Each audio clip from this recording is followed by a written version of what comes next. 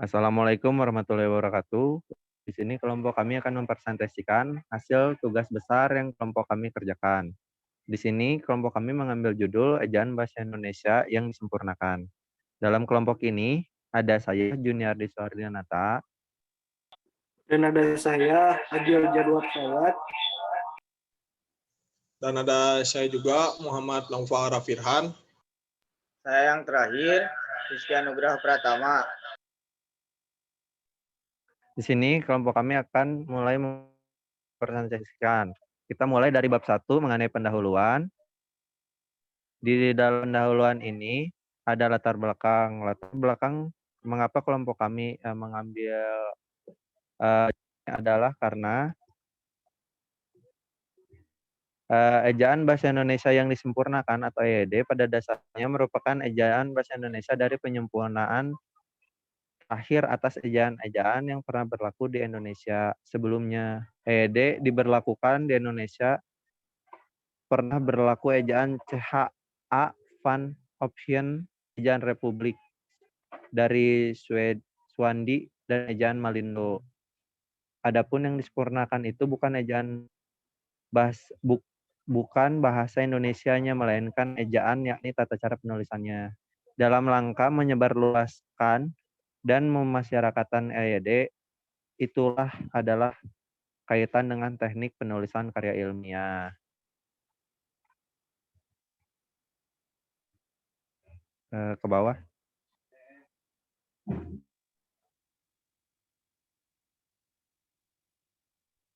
Nah, di sini rumusan masalahnya adalah berdasarkan pada latar belakang ini, permasalahan yang akan dibahas dalam makalah ini sebagai berikut. 1. Bagaimana pemakaian huruf yang benar sesuai dengan pedoman EYD.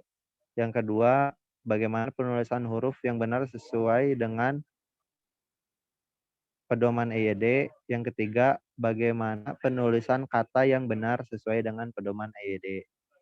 Tujuan dari penulisan, pada makalah ini, penulisan menguraikan bentuk tulisan dengan tujuan sebagai berikut. Mengetahui bagaimana pemakaian huruf yang benar sesuai dengan pedoman EYD. Yang kedua, untuk mengetahui bagaimana penulisan huruf yang benar sesuai dengan pedoman EYD. Yang ketiga, untuk mengetahui bagaimana penulisan kata yang sesuai dengan pedoman EYD. Selanjutnya adalah bab 2 yang akan disampaikan oleh teman saya. Dalam bab 2 ini, yaitu bagaimana penulisan dan pemakaian huruf yang sesuai dengan pedoman EYD. Yang ke-1 adalah huruf abjad. Abjad yang digunakan dalam bahasa Indonesia ada 26 huruf, yaitu A, B, C, D, E, F, G, H, I, J, K, L, M, O, P, Q, R, S, T, U, V, W, X, Y, Z. Dan ini adalah contoh abjad-abjadnya. Dan yang kedua adalah huruf vokal. Huruf vokal adalah huruf yang melambangkan vokal dalam bahasa Indonesia terdiri atas huruf A, E, I, O, dan U. Dan ini adalah contoh pemakaian dalam katanya. Dan yang ketiga ada huruf konsonan. Huruf yang melambangkan konsonan dalam bahasa Indonesia terdiri atas 21 huruf, yaitu B, C, D, F, G, H, J, K, L, M, N, P, Q, R, S, T, V, W, X, Y, Z. Dan ini adalah contohnya.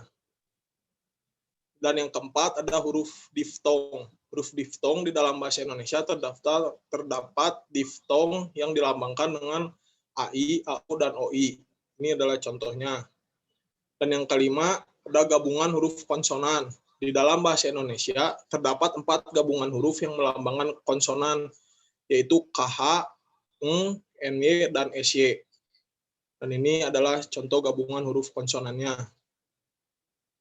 Singkatan kata termasuk singkatan kata asing yang dibaca huruf demi huruf dilafalkan menurut cara bahasa Indonesia seperti singkatan ABC. Dan ini dibacanya ABC, bukan dibaca ABC. Dan ada yang keenam, pemenggalan kata pada kata dasar. Hal yang terpenting dalam pemenggalan kata pada kata dasar sebagai berikut. Jika di tengah kata ada huruf vokal yang berurutan, pemenggalannya dilakukan di antara kedua huruf vokal itu. Contoh ma, in, dan saat. Dan yang kedua, jika di tengah kata ada dua buah huruf konsonan yang berurutan, pemenggalannya dilakukan di antara kedua konsonan itu. Dan ini contohnya. Dan yang ketiga, jika di tengah kata ada tiga buah huruf konsonan atau lebih, pemenggalannya dilakukan di antara konsonan yang pertama, termasuk eng, dengan huruf konsonan yang kedua. Contohnya instrumen. Dan yang keempat, ada imbuhan, termasuk awalan yang mengalami perubahan bentuk, serta partikel yang biasanya ditulis serangkai dengan kata dasarnya. Ini contohnya. Dan yang ketujuh, ada penulisan nama diri. Penulisan nama diri disesuaikan dengan ejaan bahasa Indonesia yang disempurnakan, kecuali jika ada pertimbangan khusus. Pertimbangan khusus itu menyangkut segi adat, hukum, atau sejarah. Dan contohnya adalah penulisan nama diri, itu Sungai Walanae, Gunung Bawak Karaeng. Di awal hurufnya, di awal katanya pasti huruf besar. Dan B, penulisan huruf. Yang satu huruf kapital atau huruf besar. Huruf kapital dipakai sebagai huruf pertama dalam menuliskan ungkapan yang berhubungan dengan hal-hal keagamaan, kitab suci, dan nama Tuhan, termasuk kata ganti untuk Tuhan. Huruf kapital dipakai sebagai huruf pertama gelar kehormatan, keturunan, dan keagamaan yang diikuti nama orang.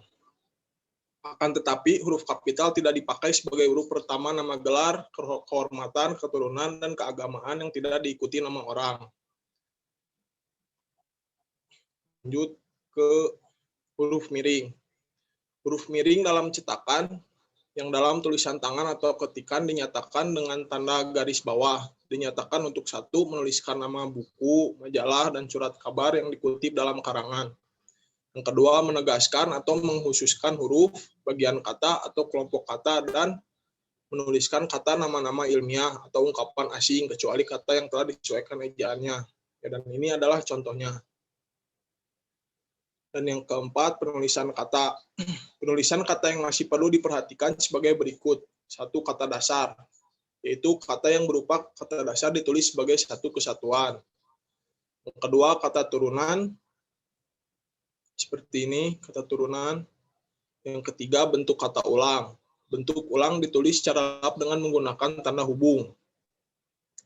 Yang keempat, ada gabungan kata. Gabungan kata yang lazim disebut kata majemuk. Termasuk istilah khusus, unsur-unsurnya ditulis terpisah.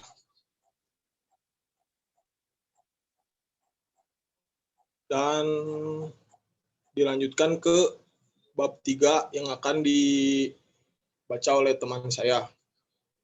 Ya, di sini saya akan melanjutkan yang sudah dijelaskan oleh teman saya sebelumnya. Di bab 3 ini adalah pengertian tentang EYD. Pengertian EYD. Ejaan ialah penggambaran bunyi bahasa dengan kaidah tulis-menulis yang distandarisasikan. Lazimnya, ejaan mempunyai 3 aspek, yakni aspek fonologis yang menyangkut penggambaran fonem dan dengan huruf dan penyusunan abjad, aspek morfologi yang menyangkut penggambaran satuan-satuan morfemis, dan aspek sintaksis yang menyangkut penanda ujaran tanda baca. Kraft mengatakan bahwa ejaan ialah keseluruhan peraturan bagaimana menggambarkan lambang-lambang bunyi, ujaran, dan bagaimana interrelasi antara lambang-lambang itu.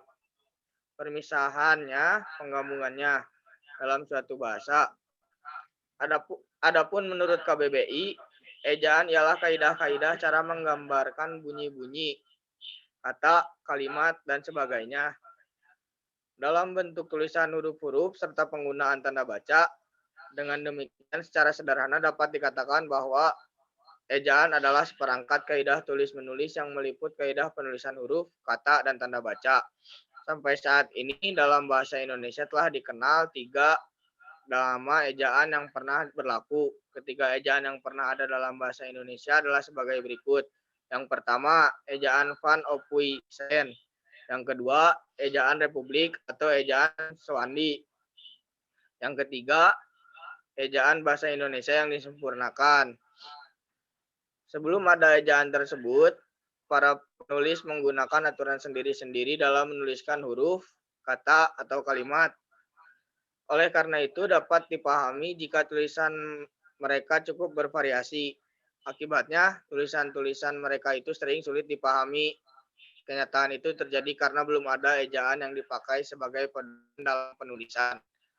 Dengan demikian, ditetapkan ejaan Van Ophuijsen merupakan hal yang sangat bermanfaat pada masa itu. Sejalan dengan perkembangan kehidupan bangsa Indonesia, kian hari dirasakan bahwa ejaan Suwandi perlu disempurnakan lagi. Karena itu dibentuklah tim untuk menyempurnakan ejaan tersebut. Pada tahun 1972, ejaan itu selesai dan pemakaiannya diresmikan oleh Presiden Soeharto pada tanggal 16 Agustus 1972 dengan nama Ejaan Bahasa Indonesia yang disempurnakan. Selanjutnya akan dijelaskan oleh teman saya.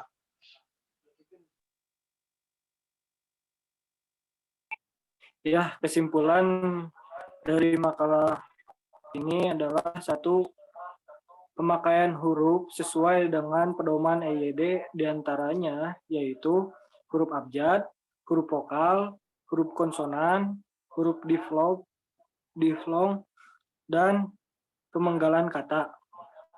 Yang kedua, penulisan huruf sesuai dengan pedoman EYD meliputi huruf kapital dan huruf miring.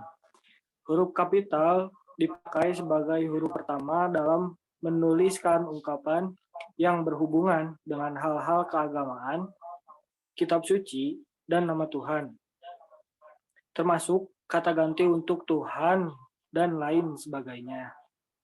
Huruf miring dalam cetakan yang dalam tulisan tangan atau ketikan dinyatakan dengan tanda garis bawah dinyatakan untuk satu, menuliskan nama buku, majalah, dan surat kabar yang dikutip dalam karangan. Yang kedua, menegaskan atau menghususkan huruf, bagian kata atau kelompok kata. Dan yang ketiga, menuliskan kata nama-nama ilmiah atau ungkapan asing kecuali kata yang telah disesuaikan ejaannya. Yang ketiga, penulisan kata sesuai dengan pedoman EYD meliputi kata dasar, kata turunan, bentuk ulang, kata ganti, kata depan, partikel, singkatan, angka, dan lambang bilangan. Lalu ada saran. Tentunya dalam penyusunan makalah ini terdapat kekurangan dan kesalahan.